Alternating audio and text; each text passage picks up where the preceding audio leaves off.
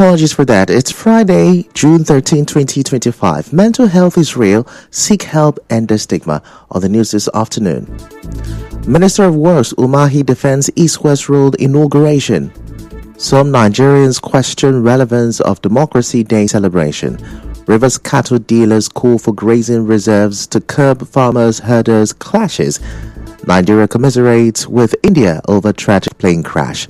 On the foreign scene, Israel attacks Iran's nuclear program, killing military chiefs, scientists. I'm Ifechukwu Moyele with the news. Now, the Minister of Works, Dave Umahi, says those criticizing him over the recently commissioned Eleme section of the East-West Road in Rivers State are faceless. Umahi said complete reconstruction work on the road began when President Tinubu came to office and gave approval for work to start immediately, saying the president deserves commendation for that show of courage. Now, he said the same section of the road was awarded for 156 billion naira by the past administration, but that work on the project never started. Recall that some Ogoni stakeholders earlier this week tackled Umahi over alleged claims that the East-West Road has been completed and that he misled the president to commission the Eleme section of the East-West Road, which is still under construction. But Umahi, while answering questions from newsmen during an inspection of the road on Thursday evening, clarified that the project is in phases, and what was commissioned was Phase 1, which has one carriageway. He said Phase 1 is one full carriageway, and Phase 2 is the second carriageway, and the bridges and the flyover. He explained that the few noticeable disjointed portions is where the flyover ramps are supposed to come. Moving on, some students in Port Harcourt say Democracy Day holds no meaning for them. Speaking in an interview with our correspondent, they said the government no longer upholds the true values of democracy as it no longer serves the interests of the people.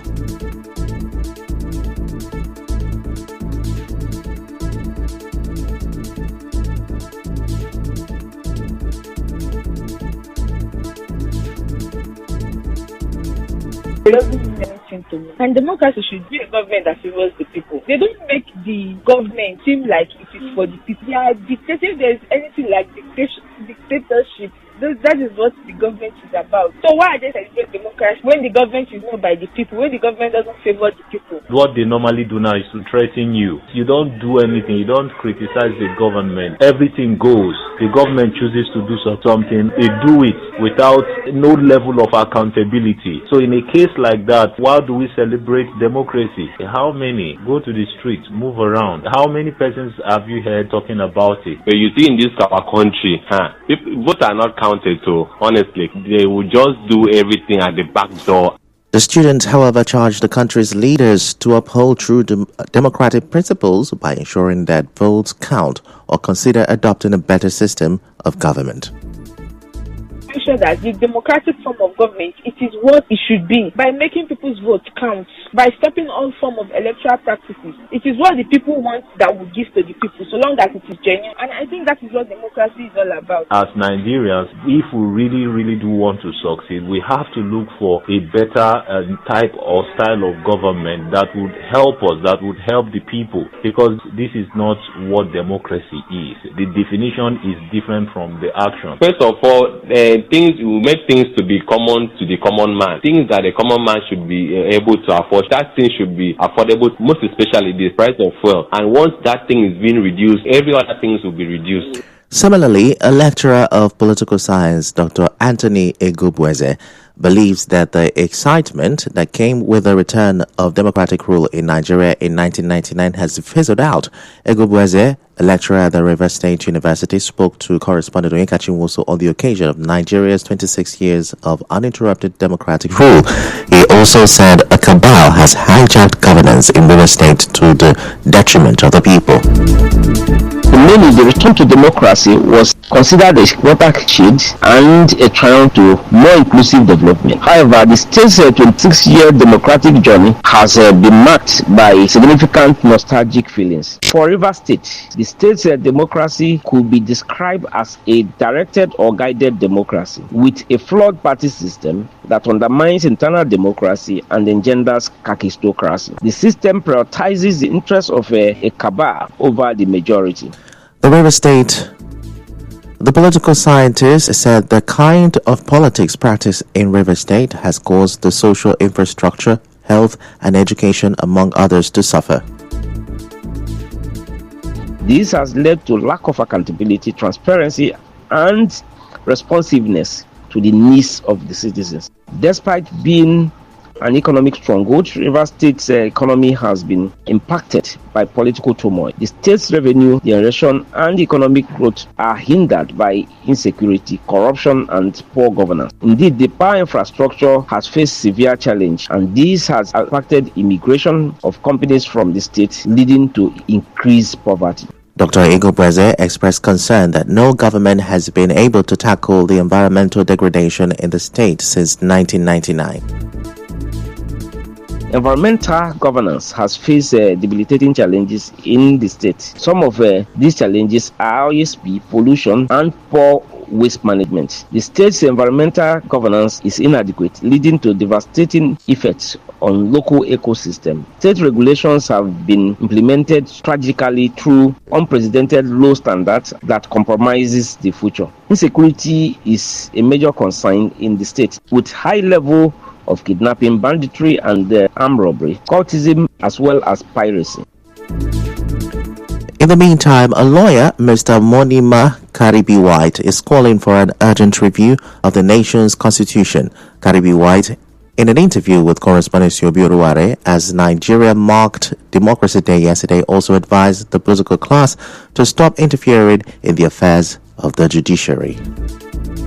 As the poor now, who used to be the middle class, who are the working population, who are those that do virtually most of the work, including members of the judiciary, who do you think they will answer to? They will answer to their bosses. He who pays the piper dictates the tune. Did the people know when they were drafting the constitution? No, that should be at the top of our to-do list. So we need to look at that our constitution and ask ourselves some basic truth. The truth be told, we as the people have to look inwards, not outwards. We have to look inwards. Then our politicians too have to become realistic. People go into politics to make name, not money. Karibi White also gave reasons why the public trust in the judiciary has reduced. How will you have public trust when the public does not feel safe? The judiciary right now seems to be helpless because even the public is beginning to realize that the judiciary is part of society. And when you financially strangulate everybody, the judiciary is also financially strangulated. So where will the trust come from? Where will it come from? If you want to know how the trust can evade society, go and watch Idi Amin, the rise and fall of Idi Amin, and you see how judges can be treated when they go against governments, especially high-handed governments. Now, elsewhere, a policy and communications expert, Professor Oke Ikechukwu, believes that the PDP has lost its political will and relevance. Speaking on Channels Television, Ikechukwu accused the party of failing to serve as a viable opposition to the APC, thereby defying the provisions of democracy that allows for effective political competition and democratic expression. You will hear of the PDP, but it will not amount to anything of political stature at all. So if people are defecting, are you sure it's not because they can't find seats? They can't find conversations? The neck of a party will meet and not be able to take a decision that members violate and you still say that is a party. The PDP is not a political opposition. It's not the opposition. The opposition in Nigeria today belongs to activists, civil society groups, concerned commentators, elder statesmen who speak on national issues. Like you said, APC gave a robust opposition. That's what we expect from PDP so that APC will be on its toes. Professor Ikechukwu says that the alleged anti-party activities of the FCT Minister Nyesom Wike clearly validates his political stance. He condemned the PDP for inefficiency in political disposition, for still regarding the FCT Minister as a member of the party despite his actions. I don't see any conflicting signals. Weekend signals are always clear. We have a political party. A man is seen to have carried out anti-party activities, helped a government to come in, is working in that government and for that government, and we say he's still a member of our party. It's the PDP that should be embarrassed that Wike is still a member, given all that he's done and all that he's doing. It's also the PDP that should be embarrassed that he's not been able to manage such a man, because Wike would be a political asset to anybody he works for. But to allow him to bestride both lanes, it shows there's nobody controlling the traffic. And now, Leko Abiola, one of the sons of the late Moshood Abiola, the acclaimed winner of the annulled June 12, 1993 presidential election, has revealed that former military president, retired General Ibrahim Babangida, has apologized to the family for invalidating the historic polls. Leko disclosed this on Thursday during the MKO Abiola Memorial Symposium and preparations for the launch of a forthcoming book titled MKO Abiola, Symbol of Democracy, held in Lagos. Addressing journalists on the sidelines of the event, Leko said the family felt a sense of relief following Babangida's public acknowledgement and apology. In another development, Ogoni environmental activist Mr. Celestine Abubari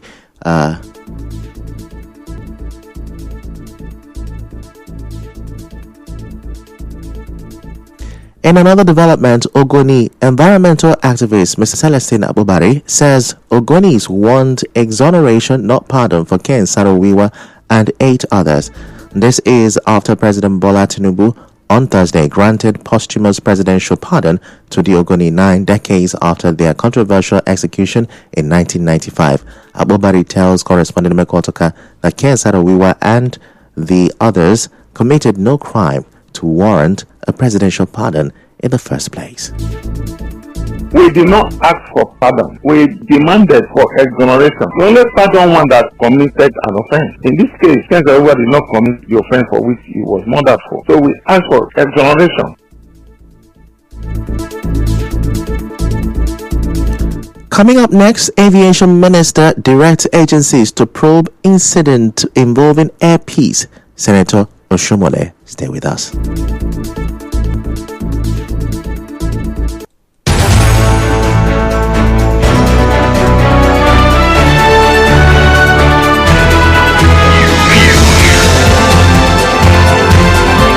This is the news on 92.3 Nigeria Info.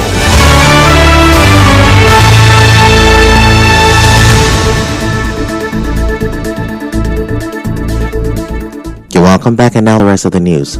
The national president of the Association of Cattle Dealers, Processors and Marketers of Nigeria, Ilyasu Bulama, has urged the government to provide grazing reserves and industrial boreholes as well as grass plantation for herders to curb conflicts between cattle herders and farmers in the country. He said this on Nigeria Info FM's Morning Crossfire today. What we are suggesting is, if we want to manage this crisis and let everybody have peace in country, let the grazing reserve that were allocated and still existing, let government utilize them and food grasses, food boreholes, industrial boreholes, grow grasses there. The plan is in Rivers State will remain in Rivers, the one in Jigawa will remain in Jigawa, the one in Lagos, in Kano, they will remain where they are, because in the grazing reserve there is a provision for grass and water, and that is what a cattle is looking for.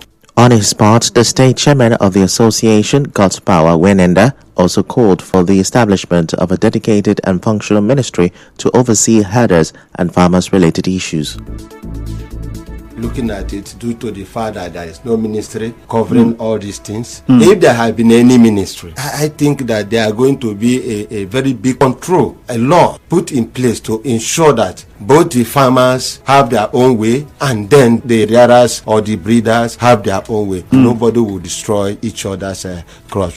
Now, recall that in 2021, the Rivers State House of Assembly passed into law the bill prohibiting open rearing and grazing of livestock in the state. The bill is titled Rivers State Prohibition of Open Rearing and Grazing Bill 2021. The then majority leader of the House, Martin Amihule, who led the debate, said the bill would address the issue of encroachment of farm produce and unlawful killings of farmers in any part of the state.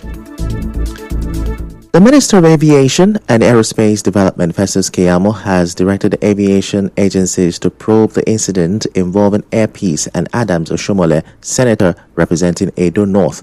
In a post on X on Friday, Keyamo instructed the agencies to gather all relevant evidence and report back to his office. Air Peace had accused Oshomole of disrupting its operations after missing a scheduled flight. In response to the allegations, Oshomole said he did not cause any disruption, but rather took a stand against what he called extortion and arbitrary policy changes by the airline. The lawmaker said the airline asked passengers who had checked in online to pay extra money before boarding. And now the federal government has expressed sorrow and extends its heartfelt condolences to the government and people of India over the tragic crash of Air India Flight 171 in Ahmedabad on Thursday. A statement by the spokesperson of the Ministry of Foreign Affairs, Kimiebi Ebiefa, said Nigeria stands in solidarity with India during this period of immense grief and unfortunate loss. The London-bound passenger plane crashed in a residential area in the Indian city of Ahmedabad on Thursday, killing at least 265 people on board and on the ground, but one passenger is believed to have survived.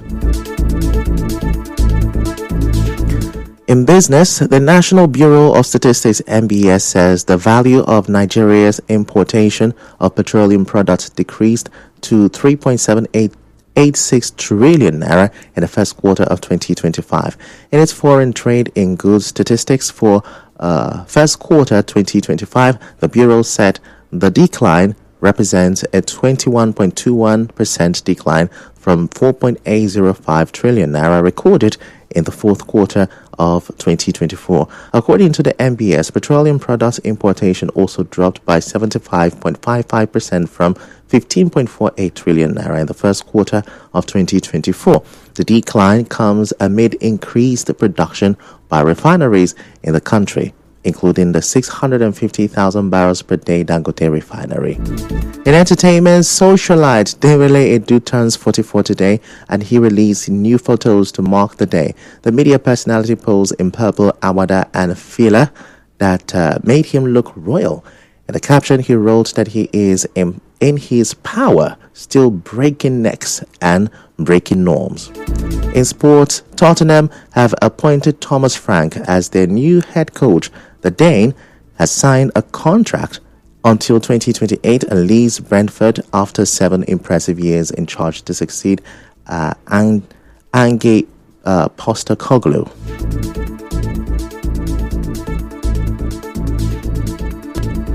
And now, we bring you news from around the world.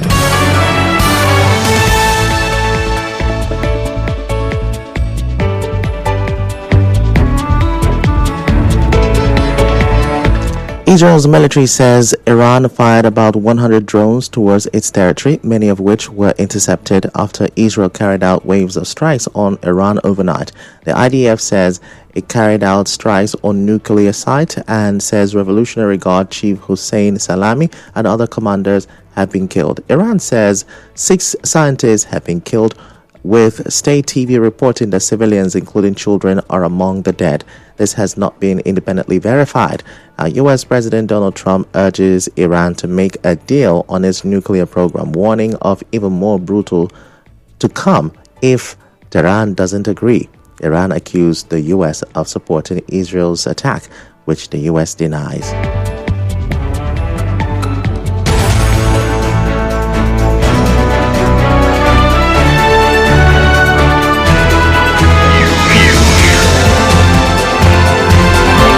This is the news on 92.3 Nigeria Info.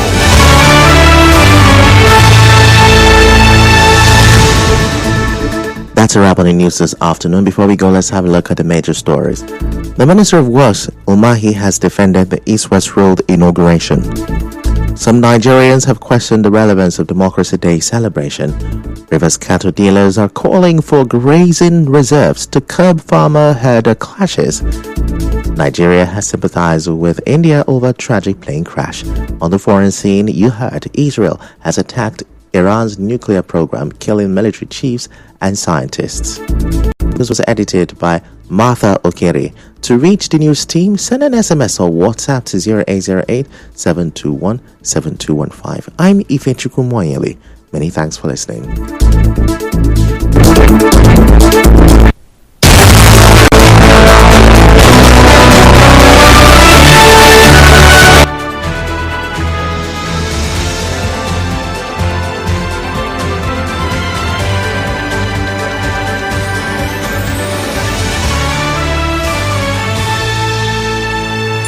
Thrive in a fast-changing world.